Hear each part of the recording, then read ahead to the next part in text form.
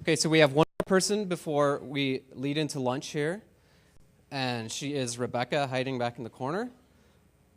And she just confessed this is the first time she's spoken to a room this large, right? So, but you couldn't find a more welcoming, loving crowd, so give her a hand. Thanks, guys. Yeah, I'm pretty nervous. I'm shaking a lot. So they say that when you're really nervous, you're supposed to imagine the crowd nude. I have a really terrible imagination, so you guys should just get nude. Not happening.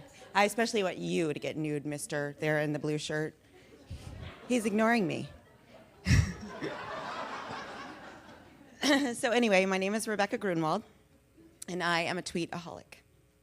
Before joining Twitter, my life was pretty intense. I spent most of my days waking up from a vodka-soaked haze. My afternoons were filled with coffee and masturbation sessions. Don't judge me. It's the best cure for a hangover. Yeah. Shockingly, I longed for more. I joined Facebook in 2007, mostly to creep on old boyfriends I slept with in high school. Personally, I was surprised that I'd remembered most of their names.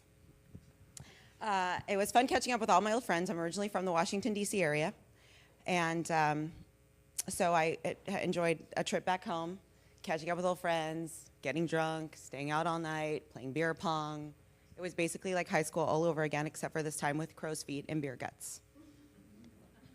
So much like high school, the new car smell faded from Facebook, and I noticed that most people in Facebook, most of their updates are about what they had for lunch, how much they love their significant other, and how much exercising they all do, which, yeah. Oh, yeah, and pictures. The bar pictures, the food pictures, I was just like, I was over that. So one night, after too many Grey Goose and sodas, I passed out on my computer. While asleep, I dreamt of a world where I could send out short messages to whomever I wanted to send them to. And I didn't have to read anybody else's nonsense unless I wanted to. I woke up in the morning, the birds were chirping. I cursed and stumbled downstairs for a much-needed glass of water. When I went back upstairs, I realized the birds were speaking to me. Tweet, tweet, they said. And so tweet, tweet, I did. The date was February 16th, 2009.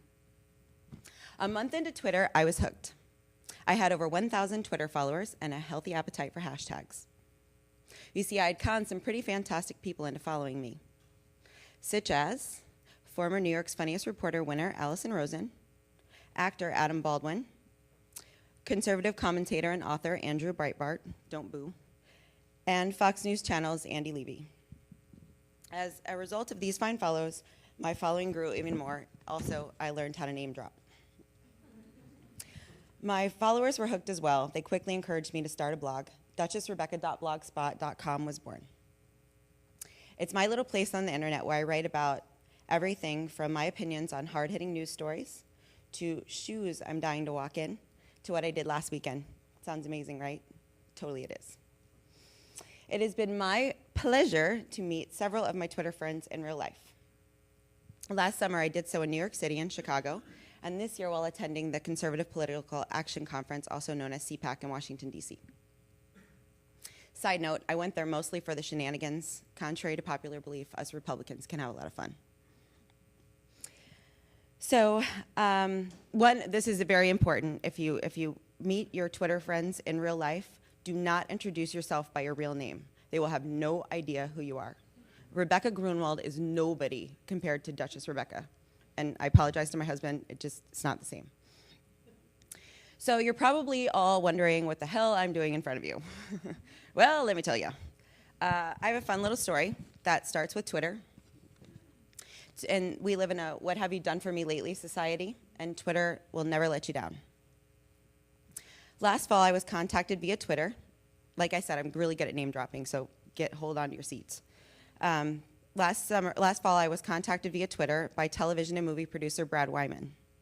You may have heard of a little movie he produced called Monster with Charlize Theron. He told me that he was starting up a Ustream channel with former AOL CEO Barry Schuller, name drop. Anyway, they were interested in giving me a live internet show on their Ustream channel, WYTV. You should definitely follow at WYTV Live, I think it is. Anyway, they like the candid nature of my moderately conservative, Republican-ish tweets. Full disclosure, you will see some nasty language in my Twitter feed. So yeah, don't be offended. My mother doesn't follow me on Twitter, so don't tell your mom to follow me on Twitter. Anyway, so my show is called Down the Rabbit Hole with Duchess Rebecca. I'm live every Thursday night at 11 p.m. A trip down the rabbit hole is much like following me on Twitter. Opinionated, unapologetic, uncensored, and vodka-soaked. There's cocktails during my show, after my show, before my show. Yes, it's a lot of fun. My guests and I discuss, we discuss everything, and I mean everything, from politics to personal lubricants.